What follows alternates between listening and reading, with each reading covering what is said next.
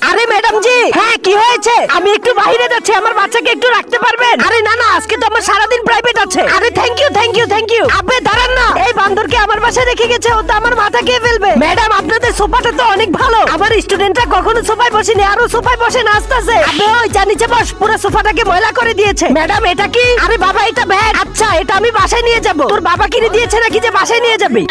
Madam এটা কি? এটা তো আমার চিরুনি, দে আমাকে, যা বাকি এখান থেকে। ও তো আমাকে জ্বালিয়ে মারছে, এবার শুধু একটাই রাস্তা আছে। হ্যালো বাচ্চারা, তাড়াতাড়ি আমার বাসায় চলে আয়।